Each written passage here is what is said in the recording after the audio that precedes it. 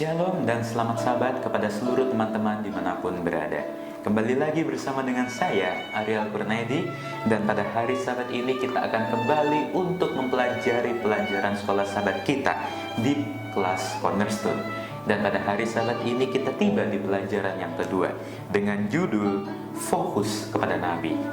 Ayat intinya diambil dari dalam kitab 2 Raja-Raja, pasal yang kedua, ayat yang ke-9. Demikian firman Tuhan. Dan sesudah mereka sampai di seberang, berkatalah Elia kepada Elisa, "Mintalah apa yang hendak kulakukan kepadamu sebelum aku terangkat daripadamu." Jawab Elisa, "Biarlah kiranya aku mendapat 2 bagian dari rohmu."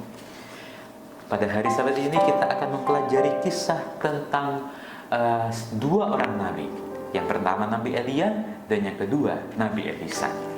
Pada saat itu setelah Elia pergi dari sana, dia bertemu dengan Elisa bin Safat yang sedang membajak dengan 12 pasang lembu. Dan pada saat itu Elia dia mengajak Elisa untuk mengikuti dia.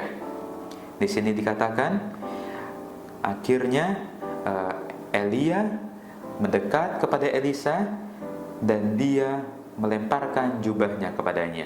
Lalu Elisa meninggalkan lembu itu dan berlari mengikuti Elia. Katanya, "Biarkanlah aku mencium ayahku dan ibuku dahulu, lalu aku akan mengikuti engkau." Dan singkat cerita, Elia ini dan bersama Elisa mereka pergi ke beberapa tempat. Dan akhirnya di sini ada sekumpulan orang, yaitu sekitar 50 orang dari rombongan Nabi itu juga ikut berjalan. Tetapi mereka berdiri memandang dari jauh ketika keduanya ini, yaitu Nabi Elia dan juga Nabi Elisa, berada di tepi sungai Yordan.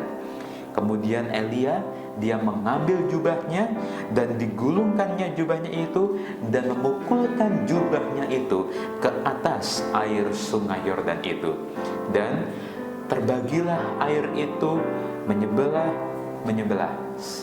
terpisahkan. Apabila kita ingat kisah tentang bangsa Israel ketika mereka akan melewati Laut Merah, mungkin seperti itu juga kejadian pada saat Elia dia memukul jubahnya, maka terbagilah air sungai Yordan itu ke sebelah sini dan ke sebelah sana, sehingga Nabi Elia dan juga Nabi Elisa pada saat itu dia boleh menyeberang di tanah yang kering.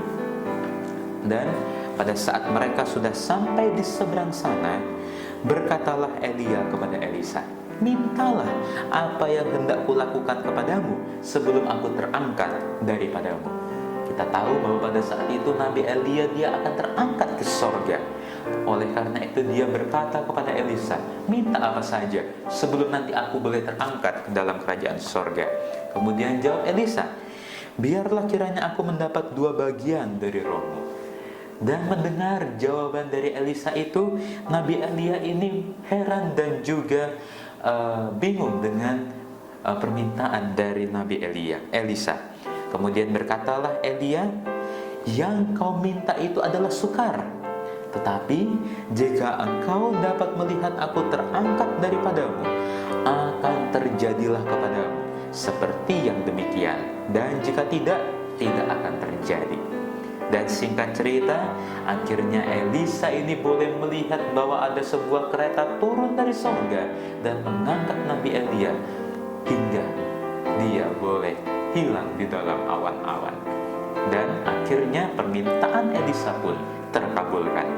Pada saat itu Elisa kembali ke sungai Yordan melihat sekumpulan orang tadi, nabi-nabi tadi yang dari Yeriko itu melihat dia dari jauh. Dan mereka berkata, "Roh Elia telah hinggap pada Elisa." Mereka datang menemui dia, lalu sujudlah mereka kepadanya sampai ke tanah. Singkat cerita, pada suatu hari terjadi sesuatu yang aneh. Di sini, suatu penduduk kota, mereka pergi kepada Elisa dan berkata, "Cobalah lihat, letaknya kota ini tuh baik, seperti tuanku lihat. Tetapi airnya tidak baik, dan di negeri ini sering ada keguguran bayi. kota ini kota yang baik, kota ini kota yang mapan. Tetapi kenapa airnya itu tidak baik? Bahkan sering terjadi keguguran bayi. Kemudian mereka meminta tolong supaya air ini boleh menjadi baik. Dan akhirnya Elisa menjawab, ambillah sebuah pinggan baru bagiku dan taruhlah garam di dalamnya. Kemudian mereka pergi ke mata air dan melemparkan garam itu ke dalamnya serta berkata, beginilah firman Tuhan, kata Elisa, telah kusehatkan air ini, maka tidak akan terjadi lagi olehnya kematian atau keguguran bayi. Dan demikianlah air itu menjadi sehat sampai hari ini, sesuai dengan firman Tuhan yang telah disampaikan oleh Elisa. Jadi pada saat itu, air yang tadinya tidak baik boleh menjadi baik oleh berkat Tuhan. Elisa telah melakukan suatu pertolongan kepada beberapa penduduk kota pada saat itu, dan dia berjanji tidak akan ada lagi keguguran bayi. Kemudian pada saat itu Elisa ini pergi dari sana menuju ke Betel, dan pada saat dia sedang dalam perjalanan, dia sedang mendaki sebuah bukit.